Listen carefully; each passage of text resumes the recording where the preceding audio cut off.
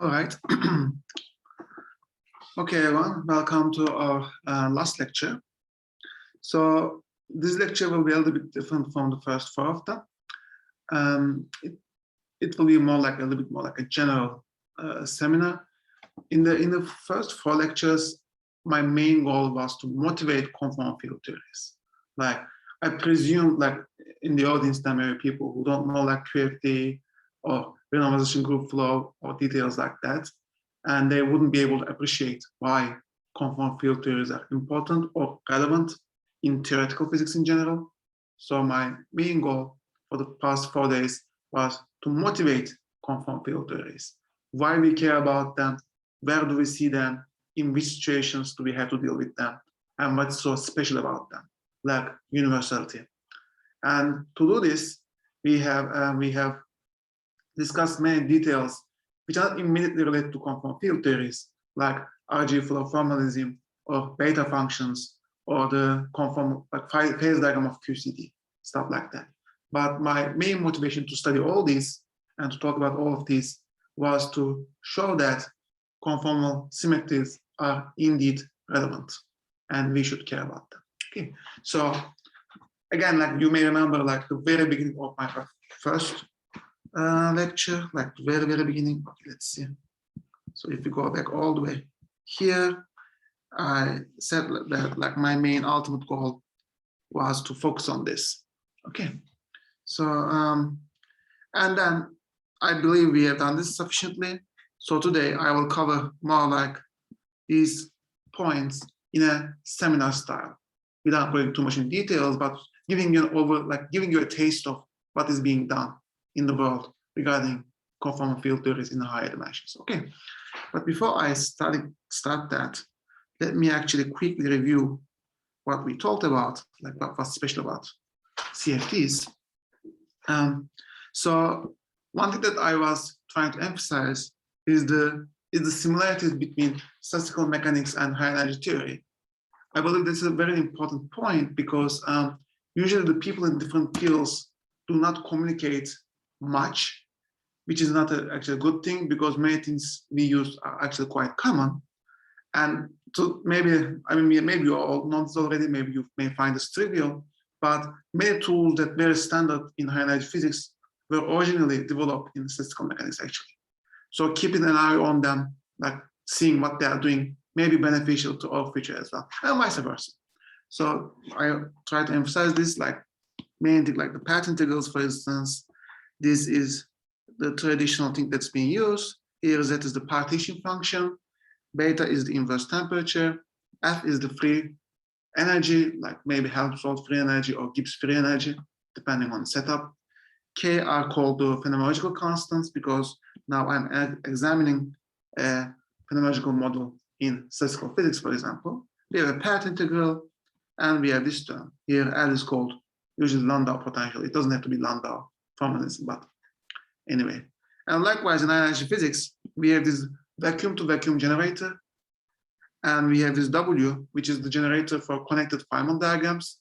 They usually work with Feynman diagrams, and this is the generator for them. And again, it's a path integral, and here we have the action, Euclidean action in this case.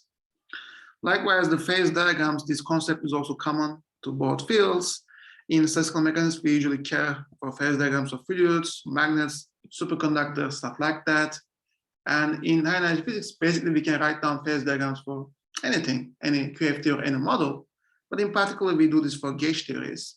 I mean, these are all schematic, of course, because we don't know details. And there is this thing, critical phenomena in the standard statistical mechanics is the critical operations, which is traditional, like the first thing that was, at least in these areas, like it was like more than 100 years old, that concept, experimental evidence for that. So it was like pioneer concept in this field. And in high energy physics, for instance, we have this conformal window of QCD where it goes to the critical point in the phase diagram. Similar concepts, actually same concepts. And like phase transitions, spontaneous symmetry breaking, we actually already went over this. Like you can, the simplest formalism you can observe spontaneous symmetry breaking, in my opinion, is the Landau formalism. Like everything is constant, even the field itself is constant because it's mean field theory.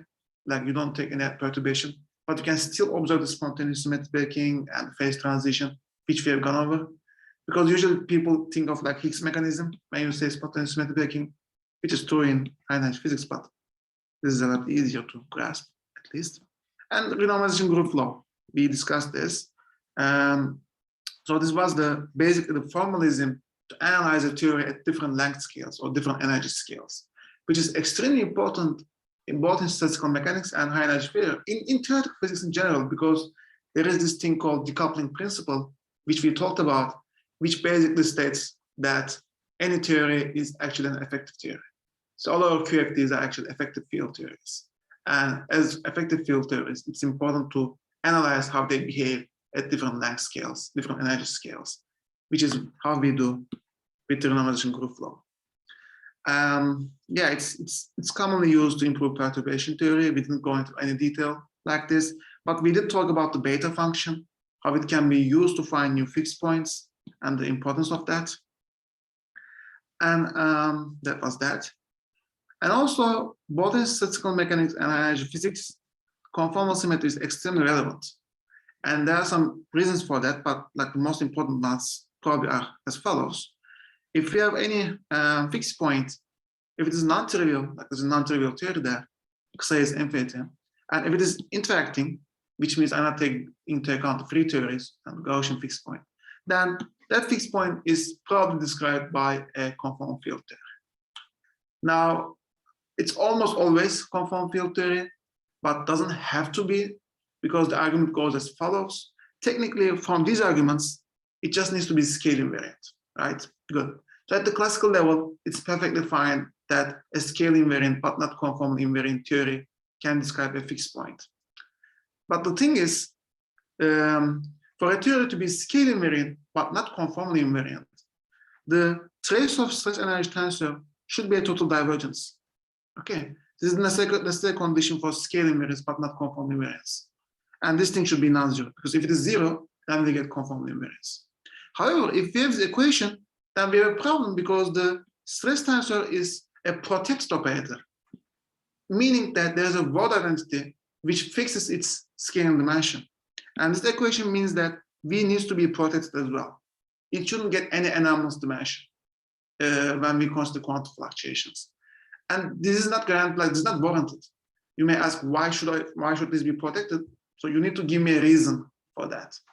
And that should be like a symmetry or something. So in most cases, the only way to satisfy this is simply taking V is equal to 0, which gives you a conformal symmetry. Okay. And the other like main motivation for CFTs is because they're actually easier to solve or constrain. Like this is very simple. If you have additional symmetries, it's easier to work with that model. Like this is like the main appeal of supersymmetry, for example. They have additional symmetries, so it's easier to constrain correlation functions or amplitudes or whatever. Okay.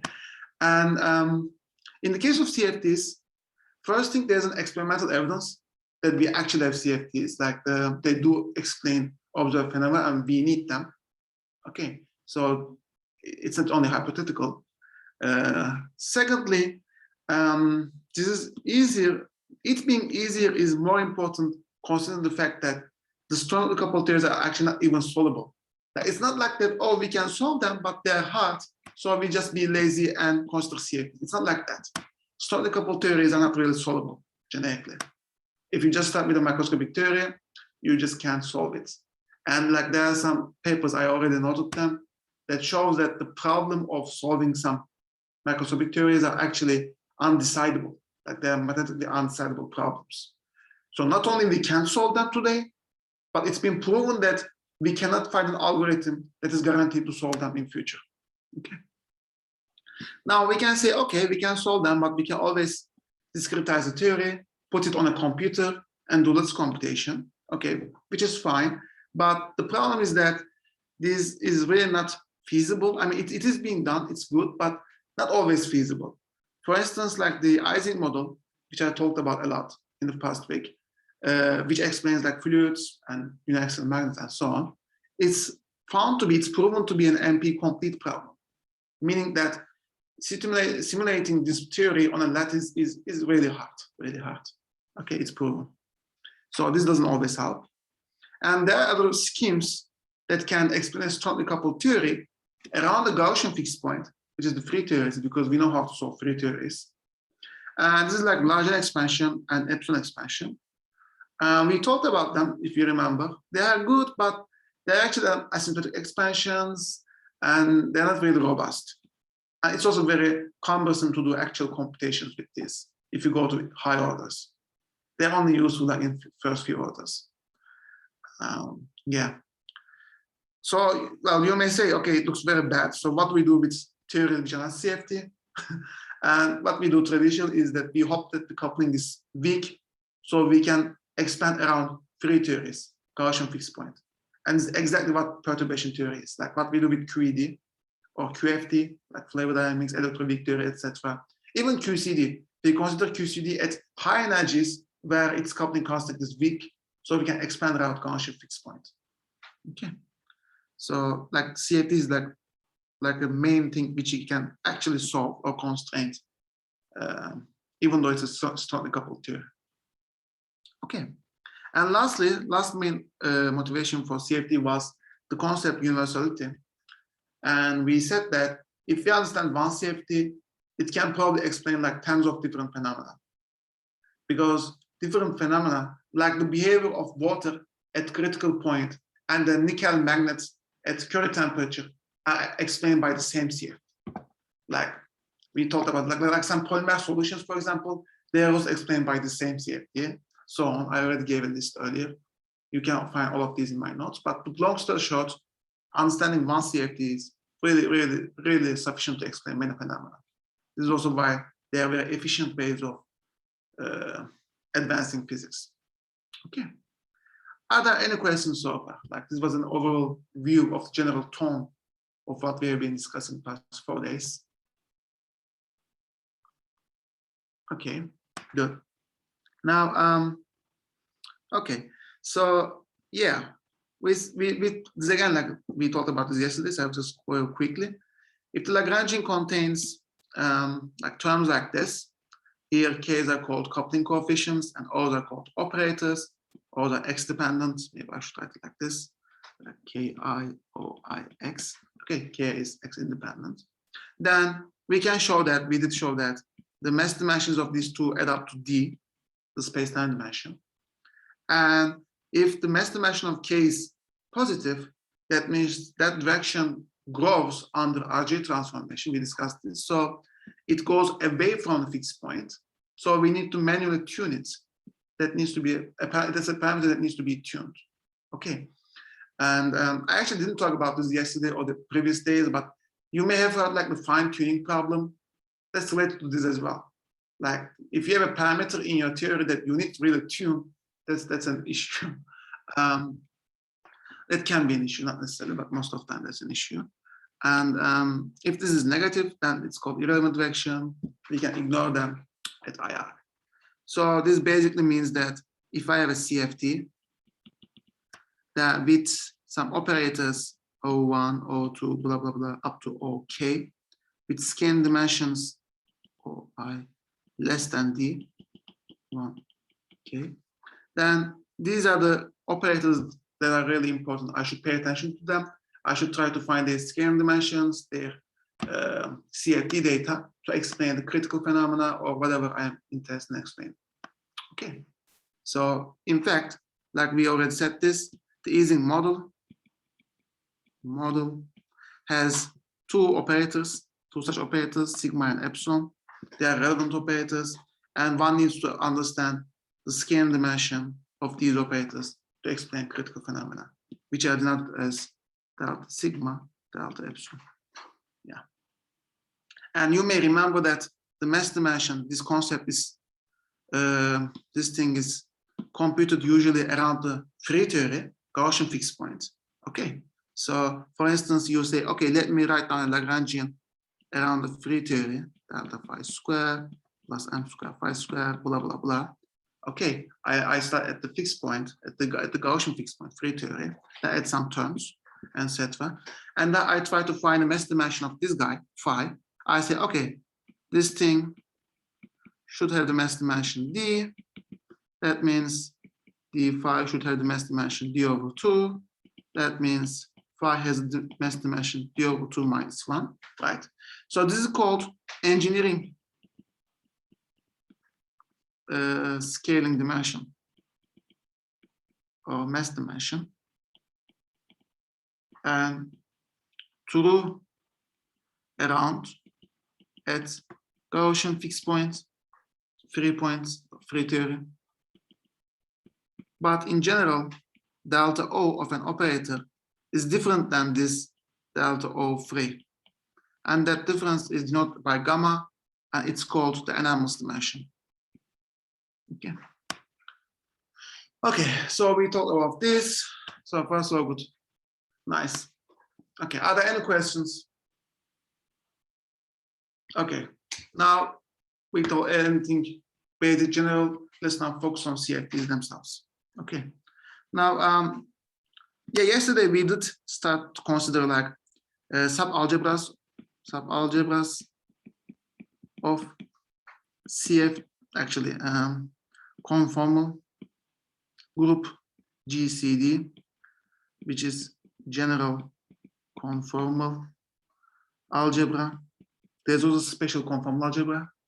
And what we considered was the translations in D dimensions and rotations, SOD, in D dimensions, and dilation group. It's a one dilation is just the dilation of the norm of the X. So it's a one-dimensional algebra. And we said that conformal algebra, GCD, is basically this set,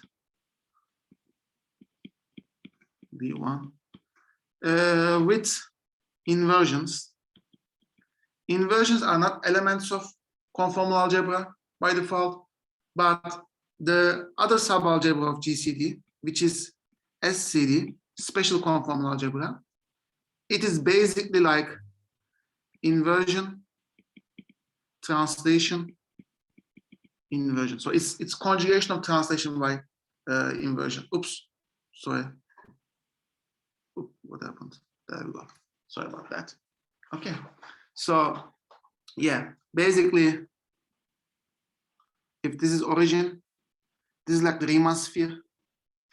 This is the Riemann sphere, basically meaning that all real numbers union with the infinity. Infinity now is a point. Okay. So this thing, in this thing, translations move the origin, translation, TD, but it doesn't affect the infinity. It leaves it there. And special conformal transformations move the infinity, but it doesn't affect the origin. Okay. And you can see it's indeed like a reflection, right? So if you when I say inversion, by the way, I mean inversion is basically x mu going to x mu over x squared. So in one dimension, it's like x goes to 1 over x. Okay. This is the inversion. So basically, translation and special conformal transformations are the same algebra, but you change x with x over x squared. Okay, as a vector, like this thing. Good. Okay. Now, any questions? Okay, as I told you, since this is the last day, I will now, like this lecture will be more like a seminar. I will be introducing many concepts without going into details. Please interrupt me at any point so we can let's see. Actually, let me just go here. Yeah, we can discuss details. Okay. Yeah. So this is what we said: Euclidean transformations, SOD, scaling, D1, and inversion. Okay. Now, one nice way to like understand this is by visual aid, right? So think about this square, colored square here. This is translation, right? TD. This is rotation, SOD. Nice. And this is scaling, this D1. And this is like a special conformal transformation. Okay, it kind of morphs the object. It's not really easy to visualize or like intuitively understand it. But the key point here is that if you look at this grid, like all of these black lines are orthogonal to each other. Like the angles there is like 90 degrees, like these angles are 90 degrees. And it's still same here. Like the angles are preserved. These are still 90 degrees. Okay, so that's the property of conformal transformation. It's also called angle preserving transformation. Okay, and so mathematically speaking, what you're doing is then when you do the transformation, you scale the metric by a position dependent factor. Okay, so anything of this form is a conformal transformation. You can take this as a definition of conformal transformation. Okay, so it preserves the angles. Nice. In D dimensions, it's the SOD plus 1,1 algebra. And actually, we can show that. If time permits, I can show you, I can like go step by step to show you that. I have that in my other notes as well. And as a group, it's not like that. It's not that important. This is the algebra. And yeah, we didn't show it, but this is the action of the special conformal transformation, which you can find like, it's like 1 over x goes to 1 over x plus alpha. Okay, like there's a translation in the inverse direction, like inverse coordinates. Okay, it's like that. And so we thought that the difference between scale invariance and conformal invariance lies in the trace of T mu nu, right? So actually we can analyze T mu nu a little bit better to understand its relation with the conformal transformations. And to do that, we first make the statement, every local QFT has a conserved stress tensor. Now the local here is very important. If you have a non-local theory, it may not have T mu nu. Like mean field theory, for example, it's a non-local theory, it doesn't have stress tensor.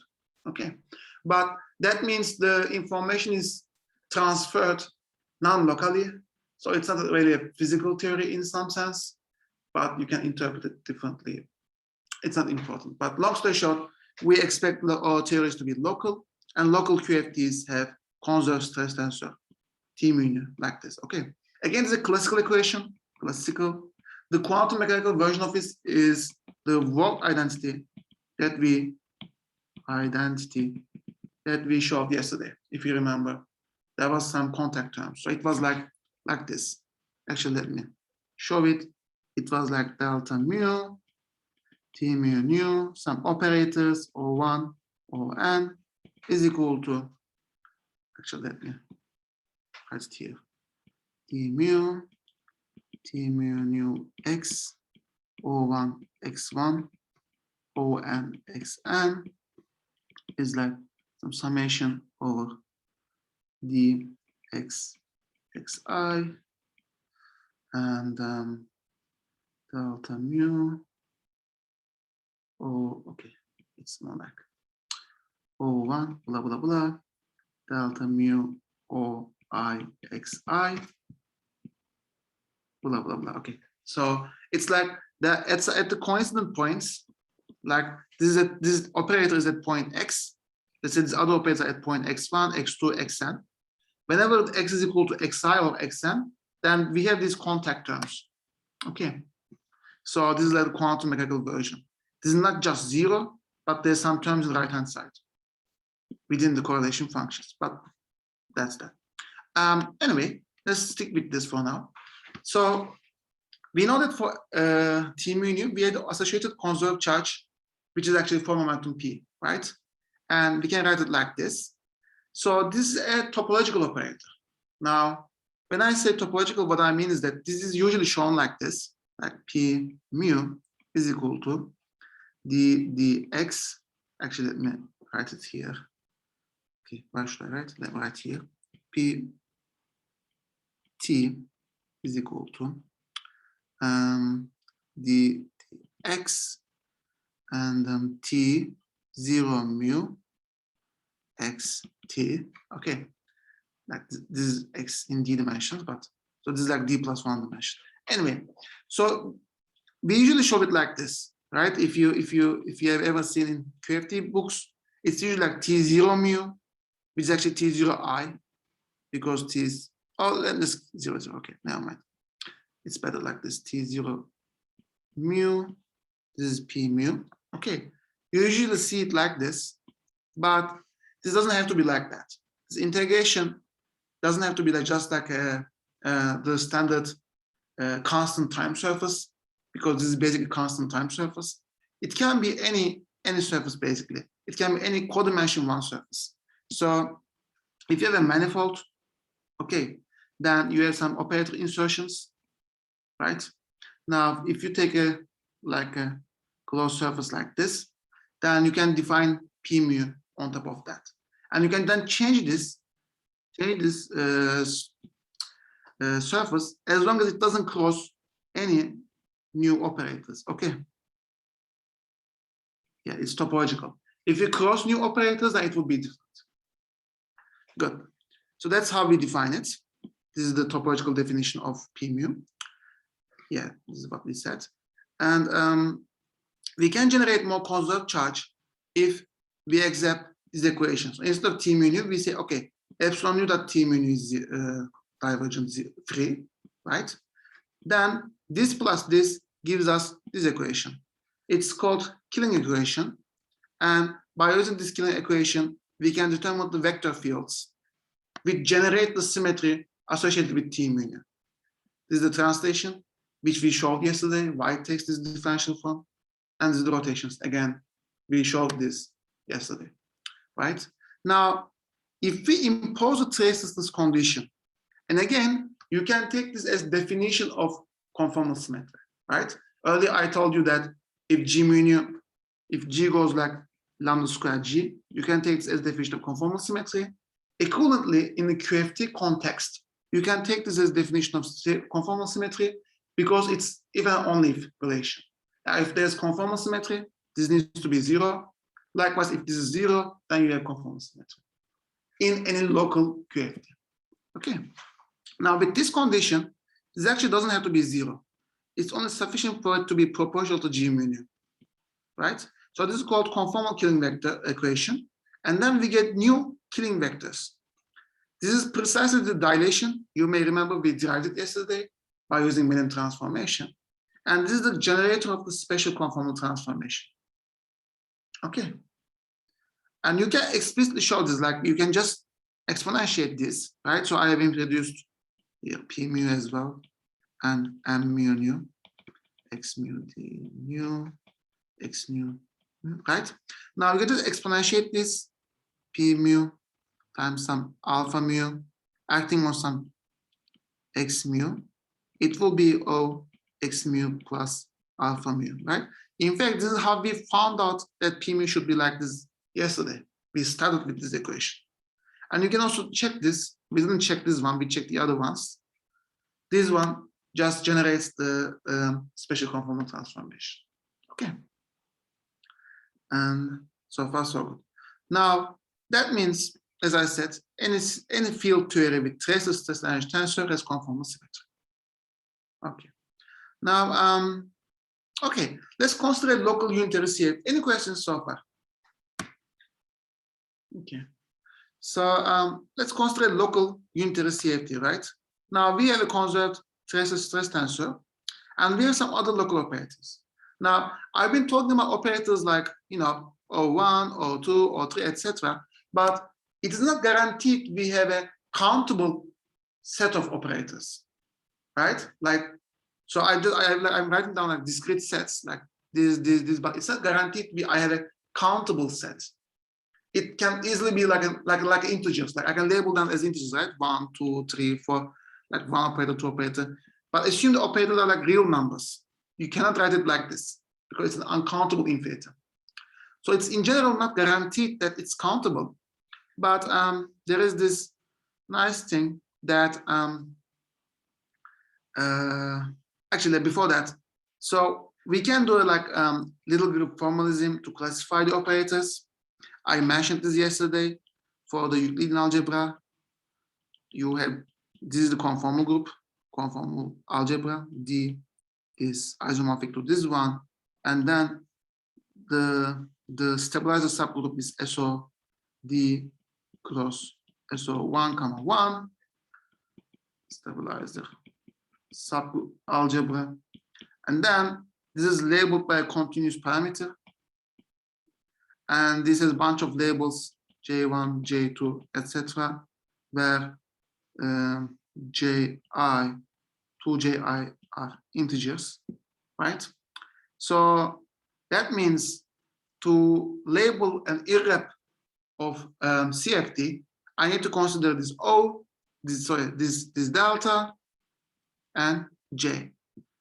Now in 3 dimensions, if D is equal to 3, let's say I have a conformal symmetry in 3 dimensions, then we need to consider SO3 cross SO1, 1, and SO3 irreps are labeled by only one parameter, J, called spin, right? For instance, in 4 dimensions, you need 2 parameters, J1 and J2, and they're like chiral parameters. Like you may not, maybe there's someone who's not familiar with this.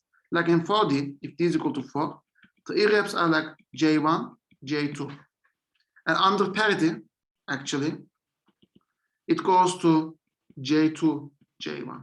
So for instance, 1/2, 0 is left chiral fermion, and 0, 1/2 is right chiral fermion.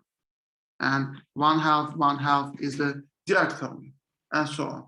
So you need 2 labels for SO4, but you only need one label for SO3. So it's just called spin, right?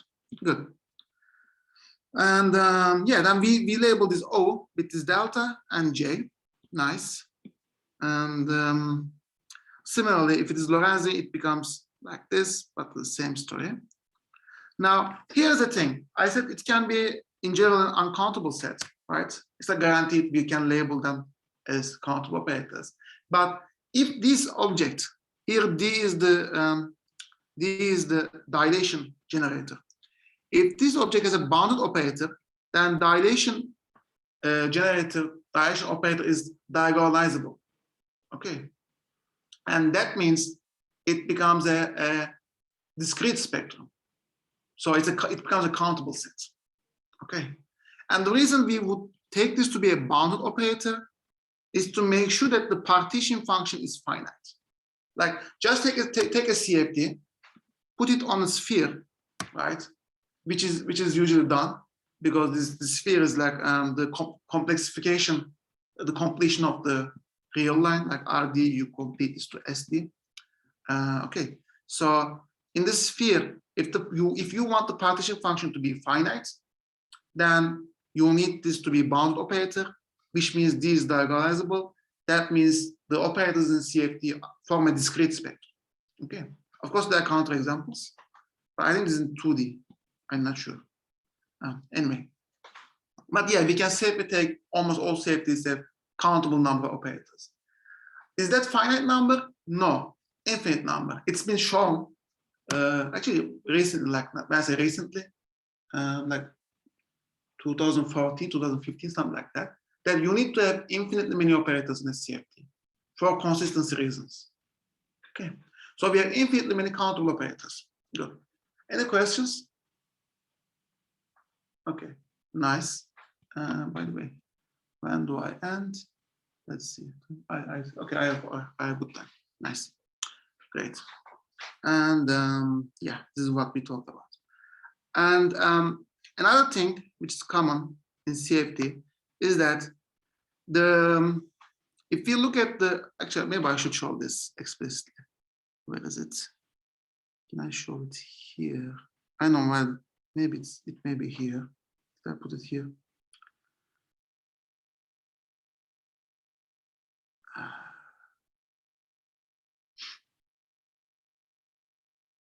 I think I have. Yeah, okay, good. So nice. So here, like this M, P, plus minus, and D are the generators of the conformal group, right? M generates rotations, P plus generates translations, P minus generates special conformal transformations like inversion, translation, inversion, and D translates dilations. And this is the commutation relations of the algebra. Now, here is the thing. Look at this equation, this third one. It shows that P plus minus translations and special conformal transformations act as ladder operators for dilation.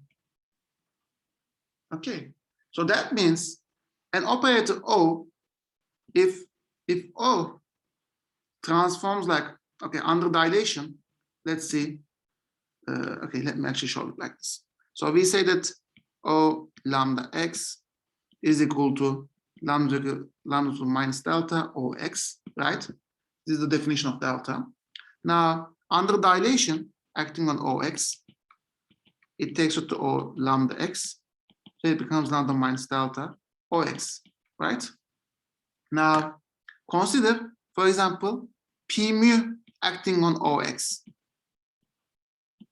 Then act with D, okay?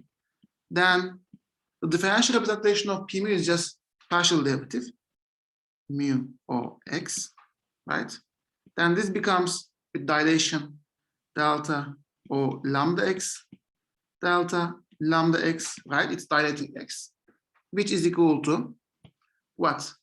Lambda 2 minus delta plus 1 OX. Sorry, 1 delta mu OX, right? Which is lambda 2 minus delta plus 1 P dot O. So P dot O under dilation transforms with scaling dimension P dot O with scaling dimension delta plus 1, right? That means if P translation is acting on O, this resultant guy transforms like O prime, but it has a scaling dimension delta plus 1, which is why we say P is the ladder operator for scaling dimension. It increases, it comes from this relation. So it increases the scaling dimension delta. Okay. Now, in the contrary, this is the translation. Special conformal transformation, usually denoted by K. If you look at that, K dot O, it transforms with the scaling dimension delta minus 1. So it decreases the scaling dimension. Okay, these are ladder operators. But here is the thing. Scaling dimension needs to be bounded from below. That follows from unitarity. Okay, there is actually a lower limit to scaling dimensions. That means after a certain point, if you act on operator O with K, then it will be annihilated. This is very similar to the annihilation and creation operators in the, in the harmonics. Like in standard quantum mechanics, you write down harmonics and act with creation and annihilation operators. This is very similar to that, which basically just follows from the algebra. If you act on O sufficiently amount of time, let's say K to the N, then it will be 0 if N is sufficiently high. Sufficiently high. That means I can decompose, or I can not decompose, but I can divide operators into two sets. So if K dot O is equal to 0, I call it a primary operator. If K dot O is non-zero, I call it a descendant operator. Because basically, if K dot O is non-zero, you can always find an O prime for which O is equal to P dot O prime. Okay, so this O is actually, it's not contain any new information. What it contains is already inside O prime. It's just derivative of O prime. Okay, so in a sense, all conformal data are contained in the primary operators, and all the other operators can be obtained from primary operators by acting with translation algebra, like just taking derivatives. Okay. So then we decompose operators into primaries and descendants and only care about primaries. Is this clear? Okay, nice. Good. And yeah, so every operator is either a primary or descendant. Now, nice. So from now on, I will focus on primary operators, right? Now, if we are doing something non-perturbative, at the end of the day, what we care about is, if we are caring about local structure, is the correlation functions. Okay, so if you are doing like a sound field theory, you can do LSZ formalism to get amplitudes or decay rates from correlation functions, right? You may be interested in correlation functions themselves. Like basically any information is contained correlation functions. In general QFT as well. Non-topological information, like any local information is contained in the correlation function. In fact, in CFT, this is all you care about. If you have the correlation functions, then you can basically have everything in a local CFT. Okay, and here's the thing. Since we have the conformal symmetry, correlation functions actually take some special forms. Now, let me exemplify this with like translational symmetry. Let's first consider one-point function OX. Let's assume I don't have any symmetry, right? Let's assume I don't have any symmetry. Then I don't know what this is. I cannot say anything about this. Let's assume I have translational symmetry. Okay, that means, and let this be X. Okay, that means I can do a translation, and this needs to be equal to this one if there's translation symmetry. So therefore, this needs to be constant. So in a translation symmetry theory, I can already say that all one-point functions have to be constant. Let's assume I have, in addition, okay. Let's assume I have the dilation symmetry as well, like this is scale invariant. Then O lambda x is equal to lambda minus delta O x, right? But we says these are constant, C. The only solution is C is equal to 0 for arbitrary delta. Okay, that means if I also have the scale invariance, one-point functions need to be 0. Okay, good. How about two-point functions? So let's move on to two-point functions.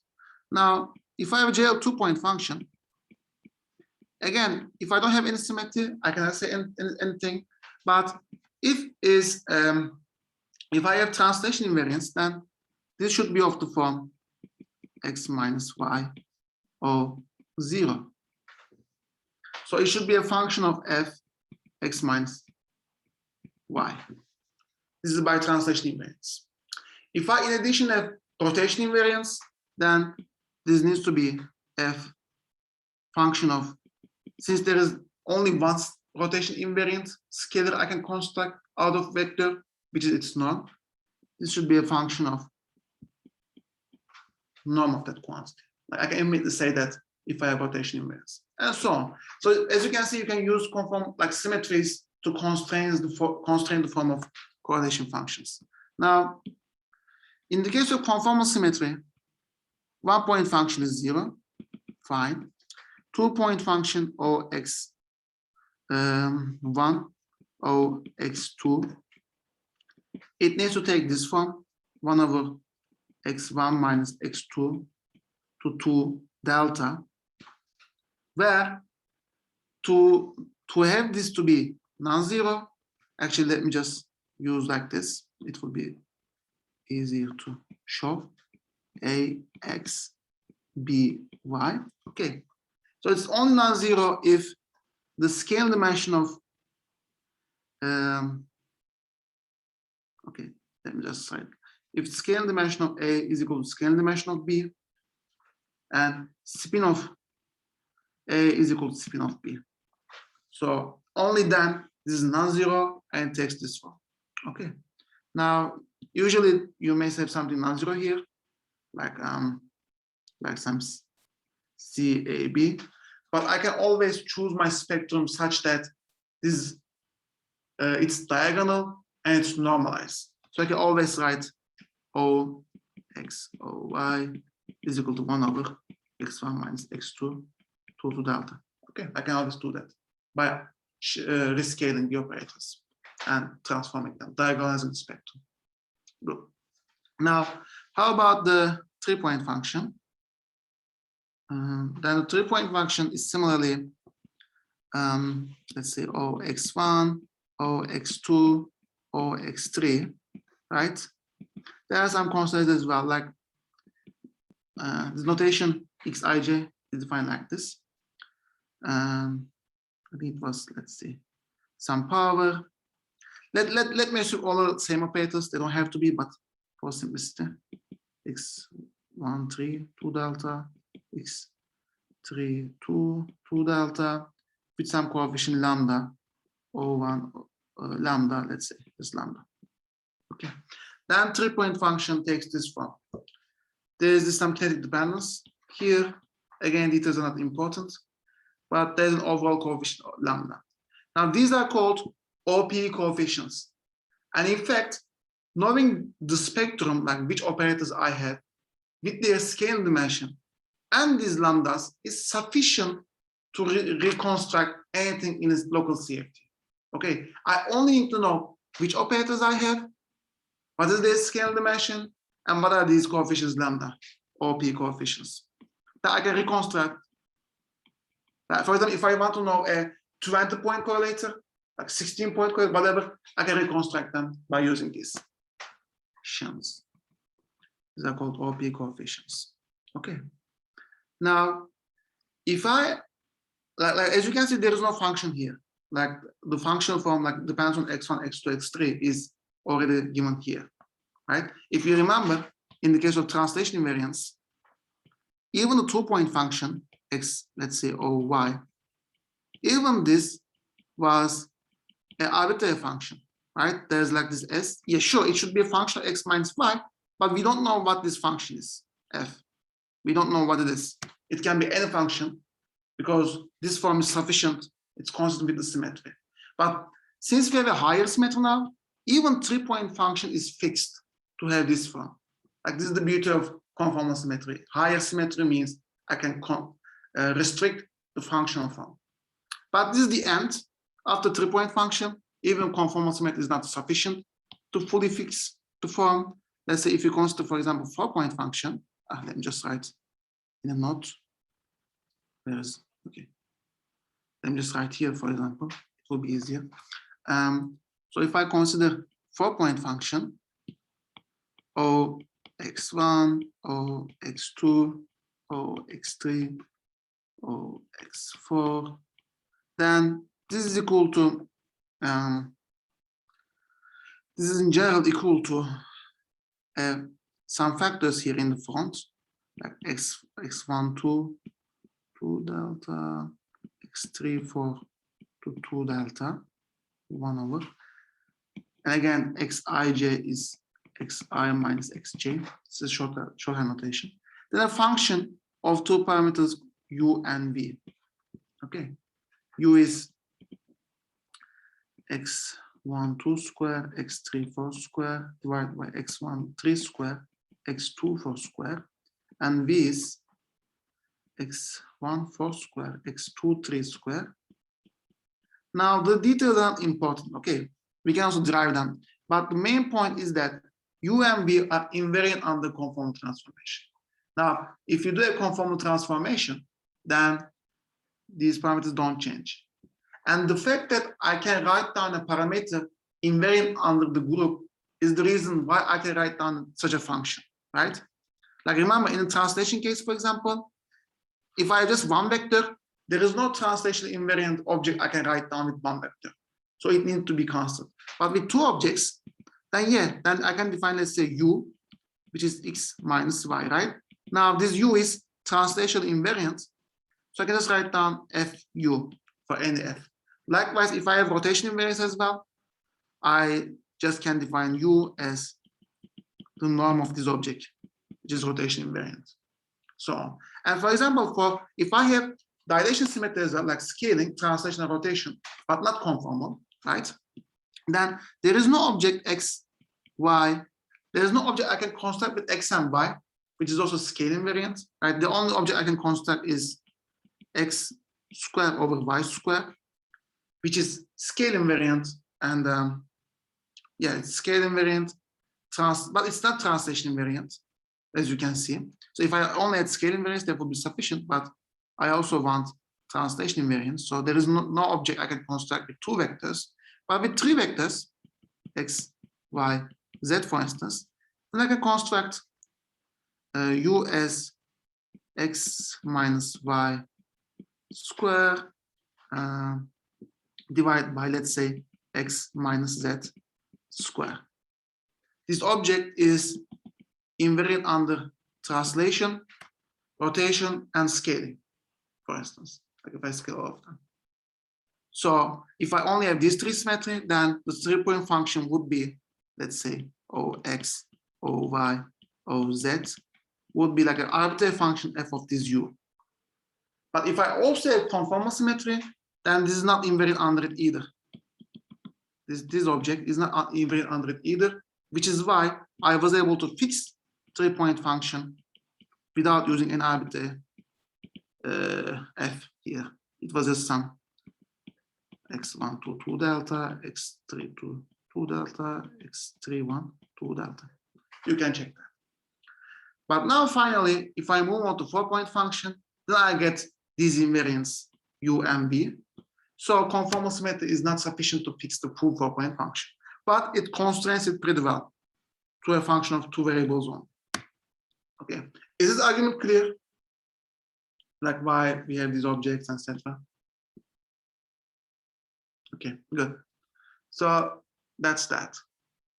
Now you may say, okay, then it's not really that helpful because it's okay, sure, it has with 2-point and 3-point, but there's 4-point, 5-point, 6-point, like there are infinite many point functions, and we need to know them if we need to know, like if we want to know higher order interactions or install a couple of theories.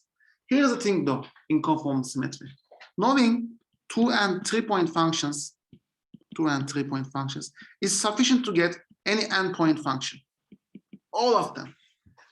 And this follows from something called operator product expansion, which I'll talk about now. This is basically like big contractions. Like think about free theory. If you know the 2-point function, you know any point function, right? Like you can come up with 16-point function correlator in terms of 2-point functions in a free theory, because you can do big contractions, right? Just as a reminder, like if you have, let's say, O1, O2, O3, O4 in a free theory, it is O1, O2, O3, O4 plus O1, O3, O2, O4 plus O1, O4, O2, O3, assuming they are bosonic. If they're feminine, like these may be minuses. Okay. And yeah, so knowing 2-point function is sufficient to get 4-point function free theory. And it's similar in CFD as well. Okay. And this follows from this operator product expansion. Now, it is basically as follows. So, you know, if we have an algebra, then multiplication is defined, right? Is defined. So like 2.8, so 2 times 8, 16. So I have an element of the algebra, 2 element of algebra R, like the multiplication group, R plus group, for instance. That's the multiplication group over real numbers. And right, anyway, so multiplication of 2 elements give me another element. Now, if we take that the operators of the conformal group form an algebra, then we need to be able to write OIX times OJY in terms of, like as a sum over some coefficients, Cij, X, Y, Z, let's say, times OKZ. So product of 2 operator should be able to be written as a sum over 1 operators if they form an algebra. Okay. Now, actually, you can do this in field theories generically. You do not need conformal field theory for that. But in generic field theories, this is an asymptotic expansion. Like these 2 operators, OI, X, and OY, OJY. Okay, let me just write like this. it's only true in a sense in the limit y goes to x. Okay, if they are approaching each other, oj, y, then you may write them with an asymptotic expansion over with some coefficients time one operator. This is also at x. Okay, so true in any QFT. True in any QFT, but asymptotic expansion. In contrast, in CFT, that is a convergent expansion. Hence, it's true in general. I do not need these limits. So I can write this OIX, OJY as a sum over some coefficients time OK Z. Okay. There are some technical requirements for that, and it actually goes as follows. Let's assume I have a manifold here. Like I have a CFT living on that manifold. I have the operator insertion here. I have another operator insertion here. O1. Let me actually. O1 and O2, right? Now, if I can find the sphere which contains only these two operators without any operator insertion, let's say there's O3 here, O4 here, whatever, okay. If I can find the sphere, then I can always do this operator product expansion, okay. Otherwise, I can't do it. So that's a technical requirement. But by using conformal transformations, I can almost always bring them to such a form, okay. So I can always move them around so that I can always find the sphere. Like, it doesn't have to be sphere, by the way. It just needs to be like a closed surface around these operators. Okay, so that's the requirement for OP in CFTs. Things are a little bit more subtle in Lorentzian CFTs. So in Euclidean CFT, these are like rigorous things. In Lorentzian CFTs, we may take them as like assumption or conjecture a little bit. The details are still being worked out. There have been some recent papers by Slava Richkov and Peter Kravchuk, and they analyze like this Lorentzian CFTs in a more detailed fashion. But anyway, that's that. Good. So because of this, if I have a 4-point function, O1, O2, O3, O4, I can write this as O1, O2, some with some coefficients, 3, 4, I, OI, oops, sorry, OI, right? Sum over I. Then this becomes I, C, 3, 4, I, 3-point function, O2, OI. But I already know 3-point functions. So this is basically I, C, 3, 4, I. This is basically lambda, the OP coefficient, 1, 2, I, and some x1 to some power, x2, 3 to some power, and x3, 1 to some power. Okay, the powers are same, when operators are same but different when they are different. It's very easy to work them out. Okay, so that means here I can write down, and these C's are, by the way, actually differential operators. Okay, so they include partial derivatives acting on this guy. So then they're not very innocent guys, but yeah, it's fine. And yeah, that's that. But actually, I can go one step further, right? So what I can do is as follows. So I start with O1, O2, O3, O4, right? Then I replace the first set with some sum, right? Let's say, and actually let me put lambda here as well. But yeah, anyway, never mind. Okay, let me go on. Let me write this C, C1 to I, right? C1 to I, OI. This is the first sum. I replace the second 3 and 4 as J, C3 for J, OJ, right? Which is equal to a double sum, I and J. C1 to I, C3 for J, acting on OI, OJ. But if I diagonalize my spectrum, this guy is proportional to delta IJ, right? Then this becomes I, C1 to I, C3 for I, times OI, OI. Okay. Yeah. And this thing, then we can define, okay, I can define this thing as lambda 1 to I, lambda 3 for I, times so-called conformal block, okay, conformal block of I, which is function of this U and V. If you remember in the 4-point functions, I had these two things. They are called cross ratios.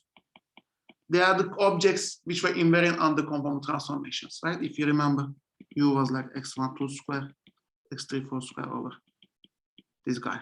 Okay, so they are invariant under conformal transformations. So that's the 4-point function. Then there is a sum over I.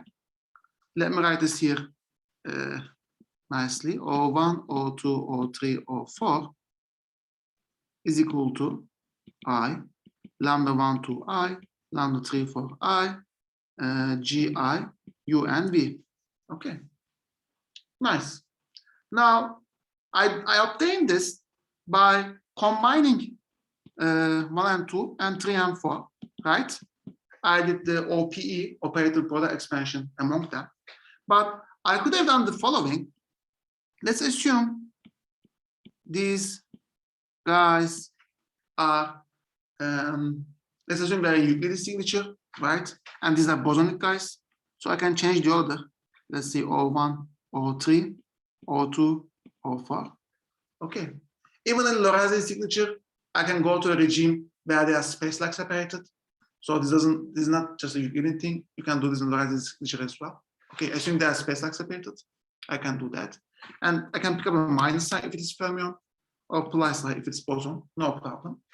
And then if I repeat the same argument here, like I take this, replace with I, C, 1, 3, I, O, I, replace this with sum C, 2, 4, J, O, J, etc. Then I will obtain O1, O2, O3, O4 is equal to I, lambda 1, 3, I, lambda 2, 4, I, Gi,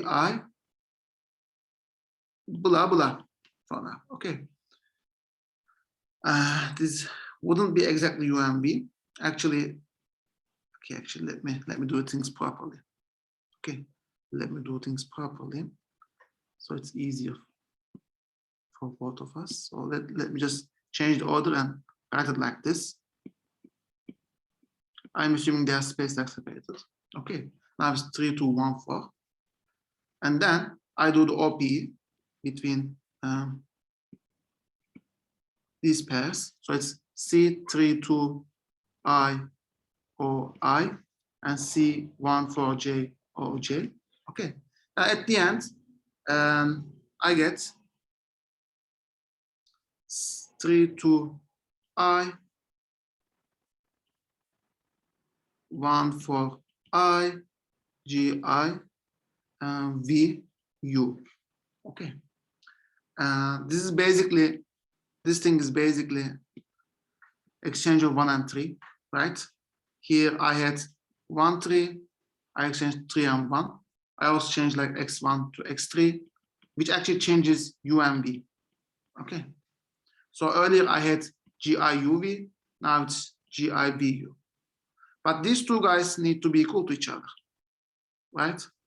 So that means I, lambda 1 to I, lambda 3 for I, GIUV, my U's are very close, UV, is equal to I, lambda 3 to I, lambda 1 for I, GIVU.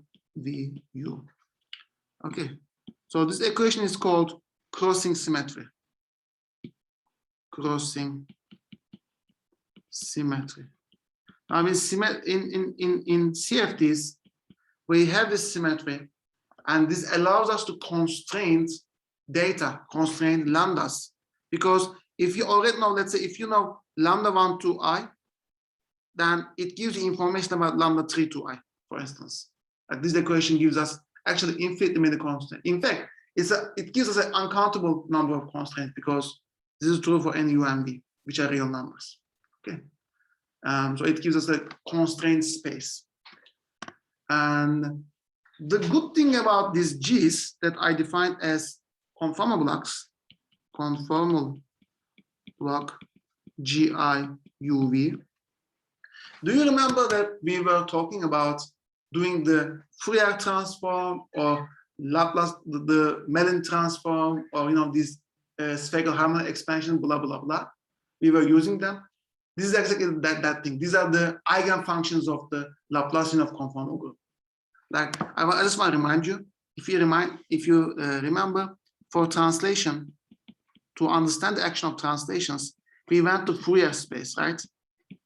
Yesterday, and to understand the scaling, we went to Mellin space. This has to do with the fact that the Fourier space, like e to the I px, is actually the eigenfunctions of the Laplacian of the translation algebra. And if we consider the Laplacian of conformal algebra and consider the eigenfunctions, Gi actually the eigenfunctions of this. With what were they, like delta minus L times delta plus something blah blah, I don't really remember, with some eigenvalues. Okay, so these conformal blocks are actually just purely kinematic objects. They are same for any CFD. They do not contain any dynamic information. Like they are theory independent model. They're just like spherical numbers or expansion functions, simply eigenfunctions of a Laplacian. So these GIs, that means, are kinematic objects, and this relation gives us constraint among the dynamic information, because it's lambda, they are dynamic information. They differ from one CFT to another CFT. Okay, they contain information regarding the operators and their scale, like stuff like that. But these G's are just kinematic objects, which we can compute. And in fact, in even dimensions, Gi is known in terms of hypergeometric functions, 2f1s. Okay, so you can write down the conformal blocks. In odd dimensions, we have expansions of them, infinite expansions, but we don't have like a closed compact form. But if you think about it, the hypergeometric function itself is like defined as infinite series, infinite sum. So it's not that different. It's just in odd dimensions we don't have a nice formula, but we can compute them order by order by solving this. Okay, good. Are there any questions? So now I think I have like 6 minutes left, so I will just go back to the earlier presentation and go quickly here, quickly go over the details. So yeah. By the way, I was writing like the 4-point function and point function with these, factors in denominator. I can also have like such objects with these J's if I'm considering like spinning operators. Like my early equations were about scalar operators. For just simplicity, everything is true if I have a tensor operator, a vector operator, whatever, or fermion. Okay, everything's true. It's just I get some additional structures. For instance, this is the 4-point function for 2 fermions and 2 scalars. Right? It's a 2 fermion, 2 scalar interaction. And in that interaction, like I have these conformal blocks. There's this prefactor here. And I have the structures Qi given like this. Details are not important. Here, alpha and beta are spinor indices. Okay, just that. So I can always construct them. It's straightforward to do this. Not really important. Okay, then quickly move over this. I already talked about them. There are some details which I won't be talking about. Yeah, we talked about operator product expansion. And yeah, so this is like the crossing symmetry, right? I can do the OP between 1 and 2 and 3 and 4, or 1 and 4 and 2 and 3. So at which order I did shouldn't matter. These two equations should be equal to each other, which gives us this equation, right? These are not Feynman diagrams, by the way. This is a graphical notation that people use, but they are not Feynman diagrams. Just forget about these diagrams. They're just for simplicity. Okay. So yeah, this is what we said, the OP associated with it. And yeah, okay, blah, blah, blah. So basically, okay, in the last 5 minutes, let me just talk about conformal bootstrap. Basically, conformal bootstrap is using this operator product expansion, like these relations, along with some non-perturbative constraints, like causality, for instance. So this should be 0, right? If we are space-like, this is one constraint. And we can use conformal symmetry to do this computation, another constraint. And we can compute this conformal block using conformal symmetry. As I said, this is also non-perturbative. So nothing here is perturbative, and everything is valid for coupled theories. Okay. And yeah, this was the crossing symmetry. Also, we use unitarity. I won't be talking about this. Yeah, if you have any questions, I can answer them after the talk. Basically, it puts constraints, minimum, like it puts a minimum bound for scaling dimensions. You remember I said like we can decompose operators into primaries and descendants because the scaling dimension was bounded from below. That's because of this unitarity constraint. Okay, good. So we use unitarity, crossing symmetry, causality, and conformal symmetry, and use all of them to constrain CFDs and potentially solve them. That is the program of conformal bootstrap, and then that's, I think, is sufficient. Is there any question? Okay, I guess we can end it here. We give a very brief overview of usage of conformal symmetry, and we have mentioned the bootstrap program. Please ask me any questions in Slack. You can always contact me if you have any further questions. As I told you, I'm already writing these notes. I will try to write them whenever I get time for it. Okay, I will keep updating it. It's in GitHub right now.